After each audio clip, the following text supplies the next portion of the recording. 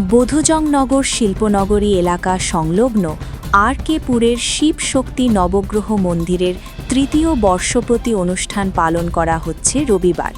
এদিন তৃতীয় বর্ষপূর্তি উপলক্ষে মন্দির প্রাঙ্গণে ধর্মীয় অনুষ্ঠানের পাশাপাশি এক স্বাস্থ্য শিবিরের আয়োজন করা হয়। সেখানে চক্ষু রোগ থেকে শুরু করে অন্যান্য রোগের চিকিৎসা পরিষেবা প্রদান করেন উপস্থিত চিকিৎসকবৃন্দ। মন্দিরের কার্যপ্রণালী সম্পর্কে বলতে গিয়ে পণ্ডিত উত্তম কুমার আচার্য বলেন, তারা বছরের বিভিন্ন সময় সামাজিক কর্মসূচি পালন করে থাকেন। এছাড়া বিনামূল্যে গীতা পাঠ থেকে শুরু করে সংস্কৃত ভাষার প্রচার প্রসারে প্রশিক্ষণ দিয়ে থাকেন। আগামী দিনে তাদের এই ধরনের কর্মসূচি ধারাবাহিকভাবে চলবে বলে জানান তিনি। অনুষ্ঠানে অন্যান্যদের মধ্যে উপস্থিত ছিলেন এলাকার বিধায়ক থেকে শুরু করে বিশিষ্ট ব্যক্তিবর্গ।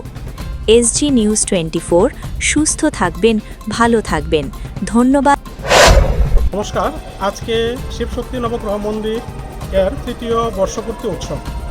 এই উপলক্ষে আমরা এবার আয়োজন করেছি একটি স্বাস্থ্য শিবির এবং চক্ষু চিকিৎসা শিবির।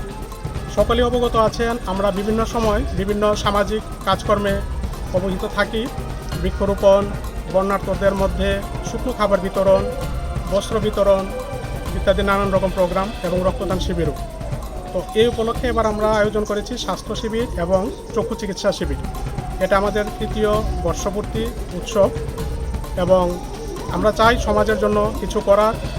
এই মন্দির, শিবশক্তি নবগ্রহ মন্দির, সম্পূর্ণ বিনামূল্যে গীতা পাঠ প্রশিক্ষণ দিচ্ছে এবং সনাতন ধর্মের প্রচার প্রসার, শ্রীমদ্ ভাগবত গীতার প্রচার প্রসার ও সংস্কৃত ধর্মের, সংস্কৃত শাস্ত্র বা সংস্কৃত ভাষার প্রচার প্রসার আমরা প্রতিনিয়ত করে যাচ্ছি।